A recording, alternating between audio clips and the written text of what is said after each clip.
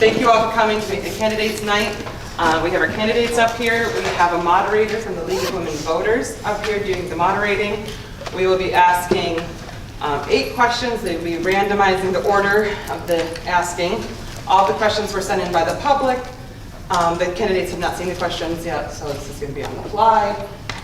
The candidates will be given 2 minutes each to answer the question. When there's 30 seconds left in the 2 minutes, you will see the sign right here that says 30 seconds left. When your time is up, you will see a stop sign.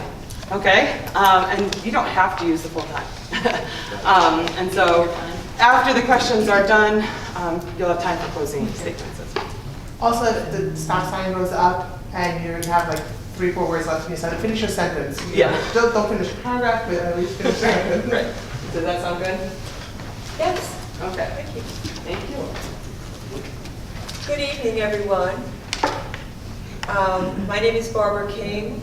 I'm a member of the League of Women Voters for about 30 years. I've moderated for over 20. I've been here before, different cast of characters, but it should be rather easygoing because it's board led. As mentioned, there's the timekeepers in front. If you would try to keep your eye on them. You don't have to turn to me when you're answering a question. You're speaking to the audience and the camera. So, and sometimes I barely listen to the answer. It's the people in the audience you have to worry about. Okay, just before we get underway, you should all be aware, you probably got the mailing from John Hogan, the county clerk, that there are 3 ways to vote.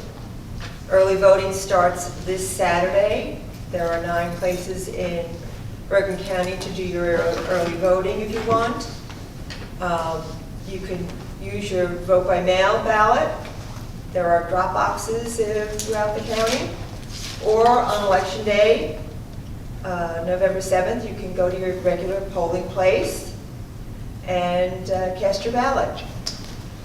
You'll be voting for 3 of these 4 candidates for Board of Education. And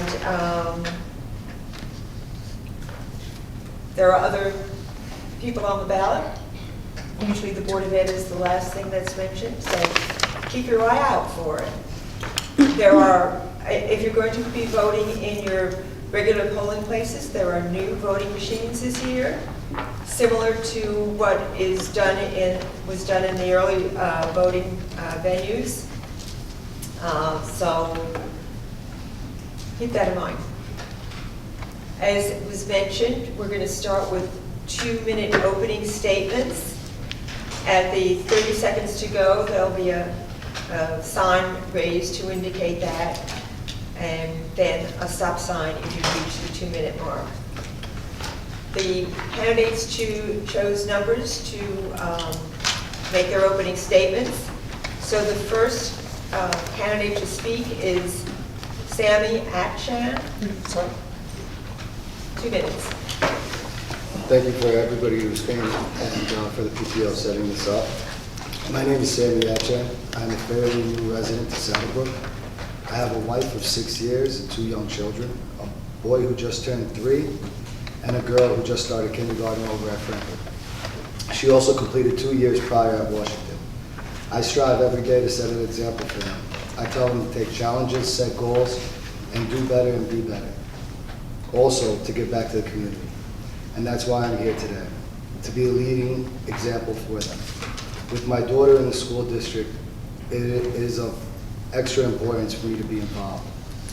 I am extremely motivated to have a say in what happens through hers and my son's future education. With that being said, I am also the owner of Bergen Bread Electric. Owning my own business for the last 10 years, I've learned that between clients and employees, the only way to deliver the highest quality service while keeping everyone happy is to listen. Hear all points of views, work with individuals, and give them what they need. I am excited to be running for the board so I can bring those qualities into making important decisions for my kids as well as yours and the teachers. Thank you. Thank you. Our next candidate is Michelle Roloff. Hi, thank you everyone for coming this evening. I've been here before 5 years ago. The only thing that's changed, my nerves are the same. I'm a little older. I was on the Board of Ed in 2019 through 2022 when we had the pandemic. It wasn't an easy time. I have 2 girls. One graduated last year from Saddlebrook High School. The other one's a sophomore this year. I have a business in town for the past 9 years. I am 3rd generation. My mom, my sister, my brother out here. My 2 girls are very busy this evening. One is at the movies and the other is getting her eyelashes done. I just want to thank everybody again for voting for me the last time, and hopefully I'll have your vote again this time. And I wish everybody else well sitting up here. We need good, strong people on the board, and it's a big responsibility, and we need good people. So thank you. Thank you. Next candidate, Sylvia Zottarelli. I'd like to thank everyone for being here, the PTOs for setting this up. Now, I'm a 32-year Saddlebrook resident. I have 3 children, all went to Saddlebrook school system. I have a grandson currently in Franklin School. He's in 3rd grade, going through the Franklin school system. I'm a 9-year board trustee. I am a former Girl Scout leader, softball, soccer, basketball coach, former PTO secretary and PTO president of Franklin Elementary School, former vice president and president of Saddlebrook Middle and High School. I'm currently a liaison for the library board. I'm a trustee there for Saddlebrook, currently the liaison for the Board of Ed and the township. I've negotiated 9 contracts while sitting up here. Actually, it's 12 contracts. There are 4 each year, every 3 years. I am currently an activities director at Care One at the Cupola, which I love my job. I'm currently the board president, former board president as well. And that's pretty much it about me. And our 4th candidate is Michael Ericchiello. Pretty good. No, I butchered it. No, you're okay. Good evening, everybody. My name is Michael Ericchiello. First and foremost, I'd like to thank the League of Women Voters as well as the Franklin PTO for organizing tonight's event. Also, a great thanks to all of you who have joined us here today to get to know the candidates a little bit better. My wife and I moved to Saddlebrook in 2016. Since then, we've had 2 children, Madeline, who's 6, goes to Long, and Michael, who is 3, who will go to Long. I'm a graduate of William Patterson University, where I received a bachelor's degree in communication, and I now work in human resources, where I focus on talent acquisition, talent development, negotiation, and business planning, strategic business planning. The reason I'm running, something my wife and I noticed as Madeline started to get involved in activities, and Lord knows there's enough activities for her to do around here, is how passionate the people are about the community. And it really helped us sort of fall in love with Saddlebrook, even more so when we got to meet some of the people who were running the rec center and running the different programs that we have here. I want to run because I want to create a dynamic, vibrant, and safe place for our teachers, our staff, and our students to work and learn in. And I promise if I'm elected, our students will always come first. And I'd never do anything to negatively impact their educational experience. Thank you. Okay. Now we're going to go on to questions and answers. Each candidate will have up to 2 minutes to answer the question. Again, this 30-second warning sign. And we're going to start with Michael Ericchiello. Okay. What do you think is the greatest challenge our district faces regarding special education? That's a good question, and one that I think, from doing research, I thought might be coming to us here. Special ed is something that is sort of near and dear to my heart. My wife is a teacher and worked with children with autism for 10 years before she went to another private school, so I've been around special ed for a long time. I think the biggest challenge that faces us is the amount of programming that we might bring into the district. I understand that we have built the programs over the last few years, but I think it's important to continue to do so as we have more and more children with special needs that might be coming into the district, whether it's kids with ADHD or children with autism, or even those who might be hearing impaired. We need to consider all of special ed when we are talking about children with special needs. I know that throughout the last few years, we've gotten funding that's about to expire. And I think we have to take a hard look at some of this funding and see how we can create our own programs based on that. Additionally, as my wife worked in a private school for kids with autism for 10 years, I know it's very costly for districts to send kids out to these private institutions. So doing a cost analysis of special ed and seeing if it's more cost effective to create programs and keep the kids in the community with their friends rather than sending them out is something that I think would be interesting to look at as well. Thank you. Sammy Atchen, same question. Can you repeat the question one more time? What do you think is the greatest challenge our district faces regarding special education? So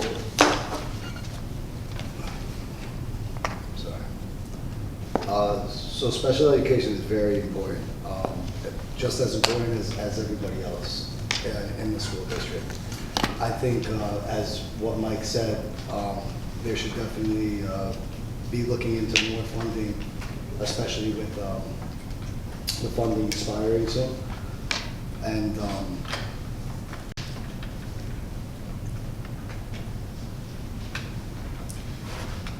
I apologize. And it definitely has to be addressed because they do need the proper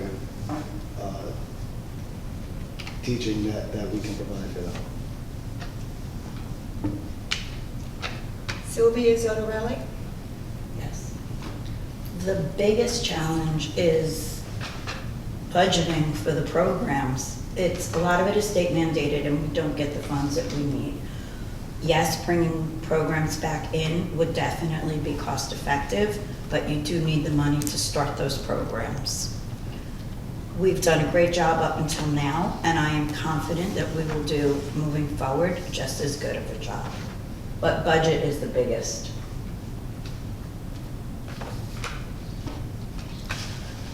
Michelle Roloff? I think the teachers getting the proper training for and following the IEPs is a big role.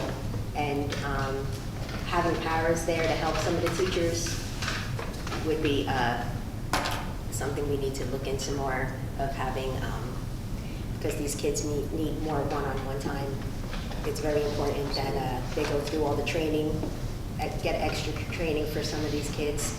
You know, our children are going through a lot these days. We're going through a lot as adults, so you can imagine what they go through every day in school and being with other children. So I think, putting the teachers out there, getting extra training and, getting more funding for the program would be our best. Thank you. Okay, next question. What steps would you take to address the mental health and well-being of our students? And we're going to start with Sylvia Zotarelli. We've already taken steps by having social and emotional wellness programs. We did put guidance counselors in all the schools. There's a lot of programs that we are currently running to help with the social emotional end of the mental health end of it, and hopefully continue and make it grow. Michael Evercello. Oh, we did better that time. That was good. Yeah, I think mental health is important for everybody, right? So coming out of the pandemic, 2020, 2021, we were all a mess. Our kids especially. And even when my kids were small, my son was born in 2020, my daughter was, 3 years old? It's tough to make a connection with them and kind of see and check in and see how their mental health is doing, right? So I think that as Madeline and Michael get older, the schools are going to play an integral part in checking in on their mental health along with us, right? They spend a lot of time with our kids. They're the ones that are going to be developing their minds and their brains and teaching them. And I think that the programs that we've instilled over the past few years are great and they're fantastic, but we can always continue to build upon that and make the schools a safe place and a trusted place for our students, and a place that they feel that they could confide in their teachers and their guidance counselors and their principals and their board members if they're going through something. And yeah, no, mental health is really important to me, and it should be important to parents and teachers alike. So thank you. Michelle Roloff. So their wellness days, they have the SEL days. The kids get to, kind of do things with other children instead of being in the classroom. I think that helps the kids a lot emotionally. And we have our guidance counselors always there for them. And all the teachers are always, their doors are always open. I know Ms. Violetti is always around, walking the halls and making sure everybody is, taken care of. So I think we have a good plan in place as far as, the well-being of our children.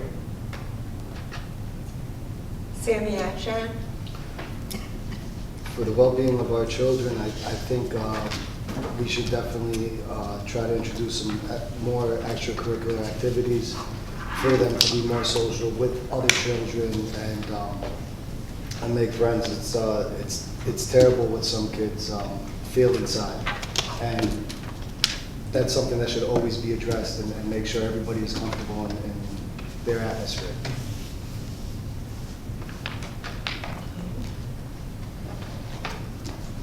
Next question. We see special education addressed often, as well as honor students. How can we assure the average students are monitored for needs? And let's start with Michelle Roloff. I'm sorry, can you repeat that? Sure. Okay, give me more time. We see special education addressed often, as well as honor students. How can we assure the average students are monitored for needs? Well, we have a lot of average students. I don't think anybody's above, below, or everybody's equal. Everybody has the same programs. Everyone has all the same the guidance there for them. So I don't think that needs to be addressed. I think they have all the needs that they need in our school systems already. That's Michael Laricello. Yeah, so I feel like kids, honor students, children, or special needs kids, or students that might be average students, I think that they probably gain access to all the same programs that all the students do, right? So that's the idea, to treat everyone the same and let them do with the programs what they like.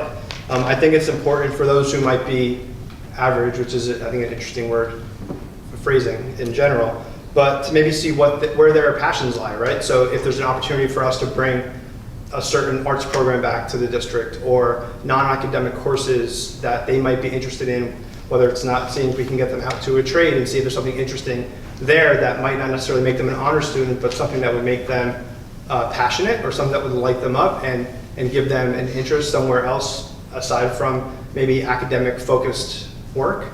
I think that's always something that we can look at. So whether it's doing a home ec, or some sort of shop or wood shop, or another sort of non-academic course, I think we should be open to serving all the students that go to the schools in these districts, not just the ones that might be gifted and talented, or whoever they may be. Sammy Akshan. The average student is a majority of the students. I feel like, as Mike said, there are a lot of opportunities for the children to do things and allow them to participate in things that they would like. Saddlebrook has an amazing sports association, and that's one of the reasons why I did move to Saddlebrook, because of their sports association. I think getting kids more involved in sports as well as education is a phenomenal thing. Sylvia Zonarelli. I'm a firm believer that not every student is college bound. As much as you may not want to hear it, there are many that aren't. I started my journey on this, and I'm not going to stop whether I'm sitting here or not. I want to bring the trade courses back. We need the home ec. These kids need to learn how to sew a button, know how to change a tire, whatever. I started my quest with that, and whether I'm sitting here or on that side, I will fight for it. And that's how I think we can acknowledge, with the choice of words, a general student. Next question. What role do you believe parents should have in the educational career of a student? And we'll start with Sammy Achen.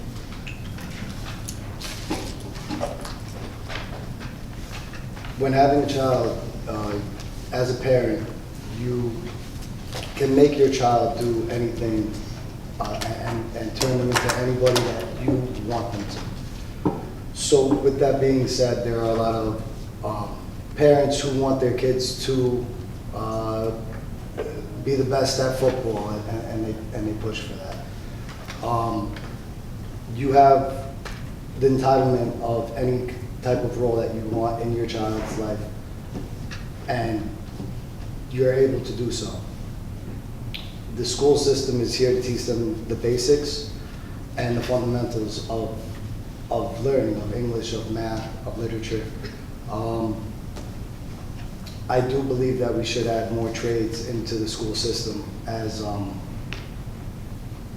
supplemental knowledge, because it is as an electrician myself, it's phenomenal. I didn't go to college. I went to trade school, and from trade school I opened up my own business, and it's done wonders for me and my family.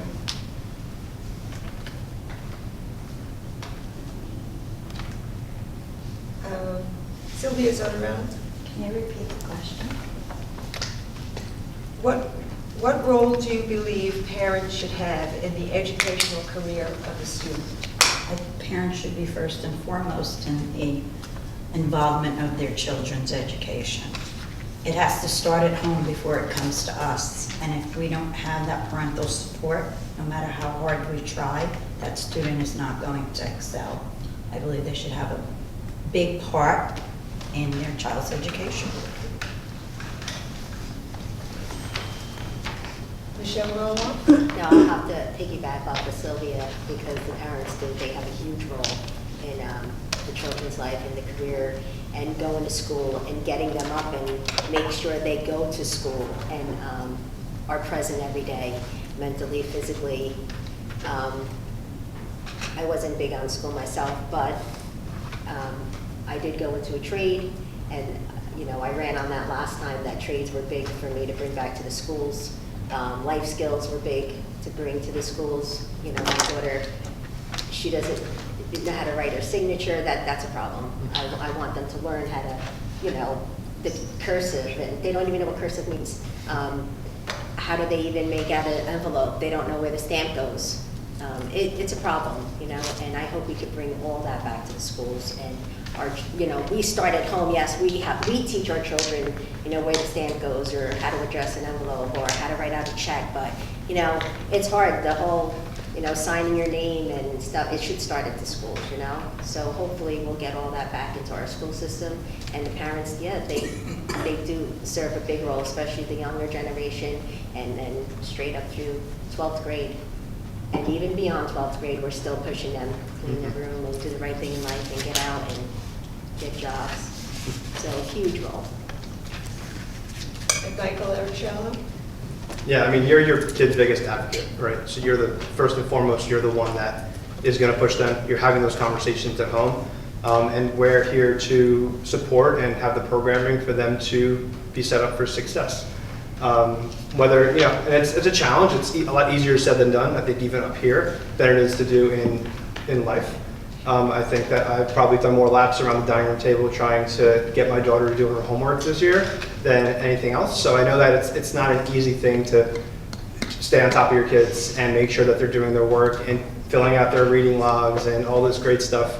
But yeah, it starts at home, like Sylvia said. You're your child's biggest advocate, and we're here to create a space of, a really great learning experience for them on a day-to-day basis and make it fun and make it somewhere they want to be on a daily basis so that they fall in love with education. Next question. What would you do to address those who are not living in town and attending school in Saddlebrook? And we'll start with Sylvia Zetterell. This one is near and dear to me. I used to be this district's attendance officer. How many jobs do you need? Used to. I don't believe any child should be put out of school. However, if you don't live in our district, you shouldn't be going to our district. You should go wherever you live. Our tax dollars, the people that live here, are paying for those children. So they should reside, wherever they reside, that's where they should go to school. Cut and dry. Michelle Roloff. Yeah, absolutely. When I was on the board, I remember a situation came up and, these girls only had, or boys, only had another year in our school system, and they moved out, and there was nothing anyone could do about it. They had to go to the school where they lived. It's a big problem in our town. It's a big problem in a lot of districts. They should not be going to our school system unless they pay a tuition to, keep their kid here, a child here. We have so many kids in district that don't belong here, and they're taking those spots of other children who need that room in the class, whether they have special needs or whatever the case may be, our tax dollars go there. I'm not only up here for our children, like I say, that's the first and foremost, but we're also all taxpayers, and people who don't have children in the district pay a lot in their taxes. And it's not fair for people to constantly shell out for people who aren't in our district. It's a big problem. We really need to find a way to stay on top of that. Michael Aricello. Yeah, it sounds like it's pretty cut and dry. Sounds like, if you don't live here, unfortunately, you can't go here, which makes sense, which is how it was when I was a kid. I've had friends who moved out when we were in middle school, and, there were tears, and they wished that they could stay, but their parents moved to the next town over. Same thing happened in high school, and it stinks. There's emotions involved. There's kids who are upset. There's parents who are upset. We can be empathetic to the situation, I think, and say, hey, sorry, we wish that you would have stayed in town so your child could finish their academic career here, but our tax dollars are paid, 60% to the district, and those dollars are meant for the children who go to school in this district. So it stinks for all parties involved, honestly. I think we hate to lose kids in the first place, but if you don't live in Saddlebrook, unfortunately, you can't go to school in Saddlebrook. Sammy Atchan. I absolutely agree. If you do not live in Saddlebrook, you cannot go to school in Saddlebrook. If there could be some kind of funding put in place where it could compensate, but the taxpayers do pay for their kids to go here, and unfortunately, you can't have people from all over coming into the school system. Can I just say, we have a super sleuth on this that is knocking them dead. Next question. We have a high number of students choosing to go to private high school. How can we make SBHS more competitive and increase those who stay to attend? And we'll start with Michael Aricello. Thank you. I think we just have to make the district unleavable, for lack of a better term, right? So make it so that kids are excited to go from their long Franklin or Smith and come to the high school, and I'm jazzed up that I'm going to get to go to the high school. All my friends are going to be here. I get to participate in these great programs. I get to play sports here, whether it's soccer, whether it's football, basketball. I think that if there's an opportunity for us to become a little bit more competitive on the sports side, and maybe not lose some of the kids who excel in sports to some of the regional schools that might have a little bit of an advantage when it comes to the basketballs and the footballs and the soccers in the county. That might do us a bit of a service as far as retaining some of the students. I think continuing to evolve sort of our academics, and I know from what I understand as a young parent with young kids, that we seem to be headed in the right direction with Superintendent Violetti doing that. So continuing to keep our great teachers in the school and not lose our teachers to other districts, create a sense of community within the district. I remember when I grew up in Maywood, but when I was growing up, you were excited and knew about the teachers you were going to have, 5, 6, 7 years from now. Oh, you're going to have this one in 8th grade, you're going to have this one in 7th grade and beyond that. And I feel like that is, and I don't know if it's here or if it's everywhere, but you don't really have that sense of community on the school site any longer. So, building up Saddlebrook Middle School, High School, to be a place where the students want to come and they can't refuse to come here is what we should do. Sylvia Zotarelli. As much as I hate to say it, most of the kids, I do believe, leave because of, it's not academics, it's sports. We have to have a better competitive sports program, because those are the children who are looking for the sports scholarships and whatnot. Academics-wise, we're getting there. We're putting in an aviation program. Hopefully, we're going to keep moving forward, and we'll keep a lot of students here. Sammy Ashton. I feel like a lot of parents are discouraged with public schools, with a lot of the stuff that's going around in the world. I think 100% we have to introduce more trades into the schools and think outside the box. And like Sylvia said, with the home economics and learning how to write, make out a check, and the fundamentals of things that you do out of school. So one thing that I wish I learned more when I was in school was learning how to obtain an LLC, or starting a business, or learning how to get a loan from the bank. And these are things that you do not get taught in the younger years. Maybe you go to college and learn that in years after, but I think that's something that we definitely should introduce, so we are something out of the box in Southfield, and not just the basics. Michelle Roloff. I think we have enough kids in our district. Sometimes you get the parents that just want those private schools for their kids, and there's no bringing them here, whether you have the best academics, the best sport program. Some parents' minds are just made up. This is where they want their children to go, and that's it. I think that academically we're doing well in our district. I think it's to each its own when it comes to where you want to send your children to go to school. What can we do better? I mean, there's always room for improvement in anything that we're going to do for our children. So I, offer maybe more classes, in different areas maybe that they don't have in private school. The fact that private school is so expensive is probably driving a lot more parents back to their public schools, and that's not a bad thing. So I just think that eventually they'll start coming around to the public setting more than the private districts. Next question. It's a little long, so just be careful. Currently, the district has an approved student code of conduct for the middle school and high school levels only. Negative behaviors that are addressed in the code of conduct are also being seen at the elementary level. Consequences of these behaviors are not clear to parents, teachers, administrators, and students. What would you do to address these issues? And would you support the creation of a student code of conduct for the elementary level? And we'll start with Sammy Achan.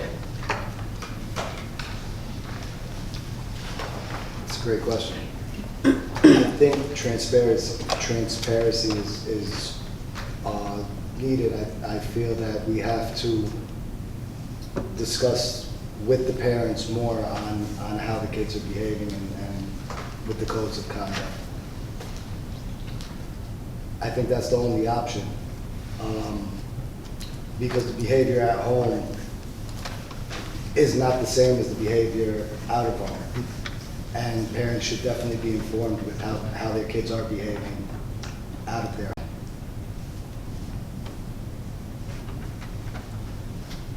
Michael Aricello.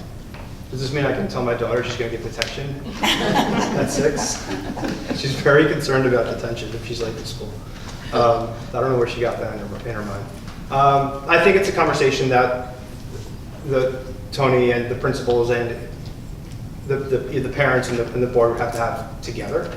I don't know what the impact of a code of conduct is to a kindergartner compared to even a 6th grader, if we're going to talk about that range.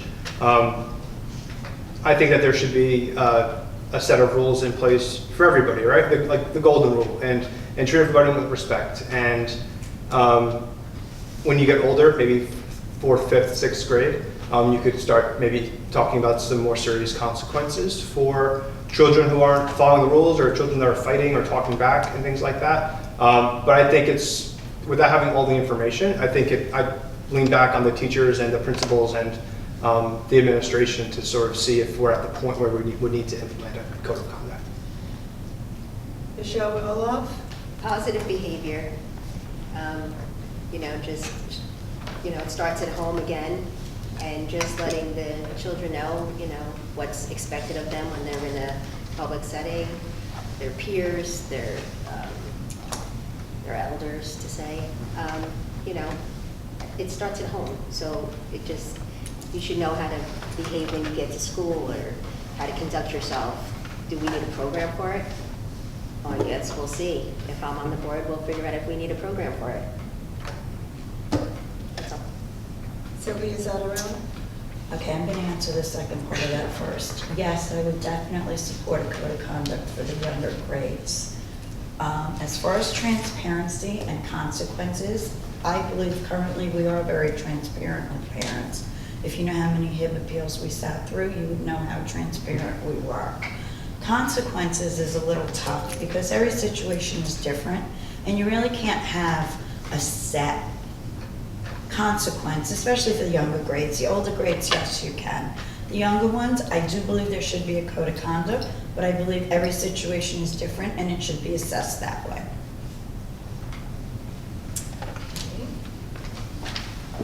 Question number 8.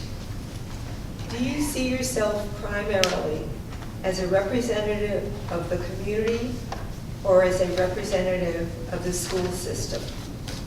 And we'll start with Michelle Roloff. Oh, when you're on the Board of Ed, you're there for everybody. You're there to listen.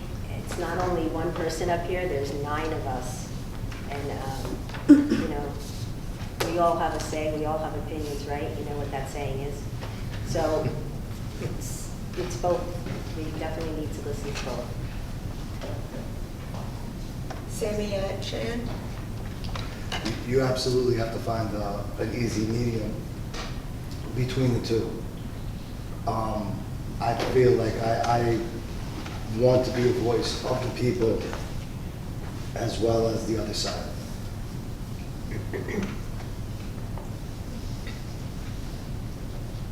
Finished? Okay. Michael Aricello. Could you repeat the question one more time? I'm sorry. Do you see yourself primarily as a representative of the community or as a representative of the school system? Well, at this very moment, I'm a representative of the community. I think that you represent the school system, but you're also a member of the community, so it's a balancing act. I think that if I'm lucky enough to sit on the board, then I would represent the school, right? And the programs that we would talk about and create are ones that would benefit the entire community and every student that attends school in this district. I'm also going to be lucky enough to live in the community, so I will get to, me and my family and my kids will get to benefit from the programs that we're hopefully able to create. But I would always lead with the district and the school in mind. And Sylvia Zattarella. You're definitely a representative of both. Without the community, you wouldn't be a representative of the school board. That's number one. Number two, anyone that knows me, I say I am the people Board of Ed person, and a lot of you in here know that that's true because I've spoken to many of you. I have no problem bringing back whatever is told to me. So I believe it is both.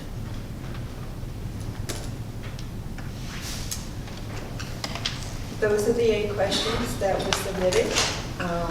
We're running ahead of time, but hey, I'd like to go home early. Right?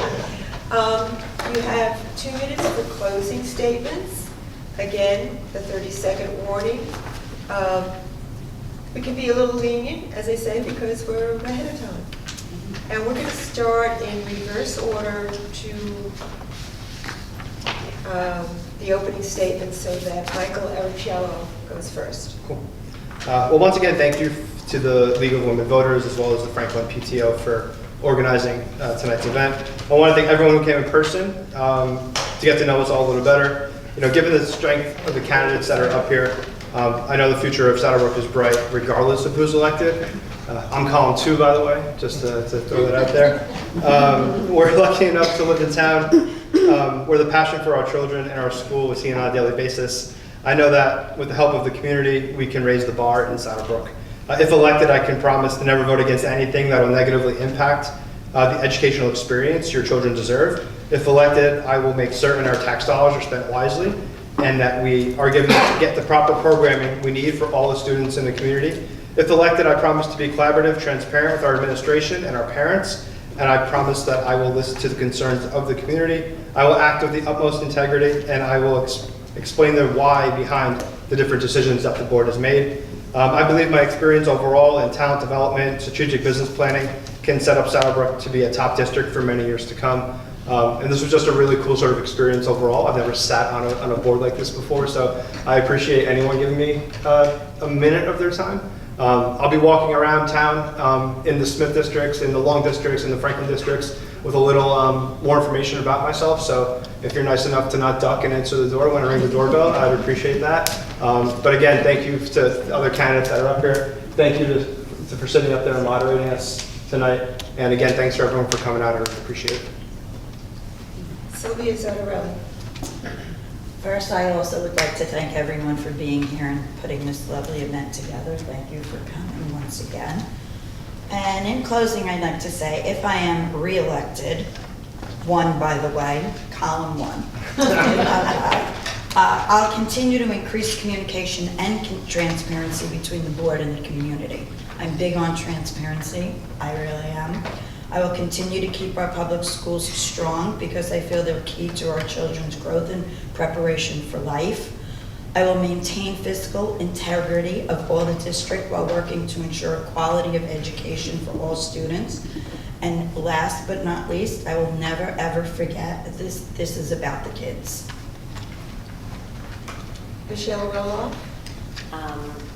I just want to thank everyone as well for coming this evening. It wasn't as bad as last time.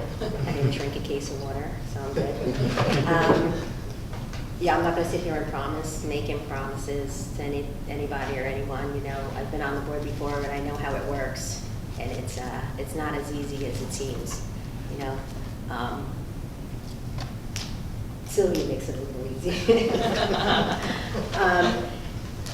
I'm non-conflicted, so you'll always have a vote for me. I've been the decision vote many times, whether I wanted to be or not. Many difficult decisions I had to come up with when I was on the board. And I was okay with it because I know that at the end of the day, I'm doing it for our children, and that's the most important. And then I'm number 4, so I'm last. And they're going to save the best for last. I was 5th last time, and I'm 4th this time, and I hope that you all go out and vote, and I wish everybody luck up here. Thank you.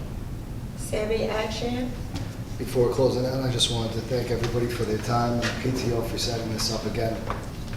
I'm not your typical candidate, that's obvious. I don't have any political background or experience in the school setting, but I am your everyday person, taxpayer, homeowner, and parent that wants the best for their community. And so I keep this in mind when voting. I'm here to represent all our fellow community and the regular day person, because we all want the same thing for our kids, to be safe, happy, and learn in a setting that will allow them to succeed in the future. Thank you. Sammy Hatcher, column 3. That concludes our evening. I'm sure the candidates would stick around if you have a question. Sign you wanna autographs. address.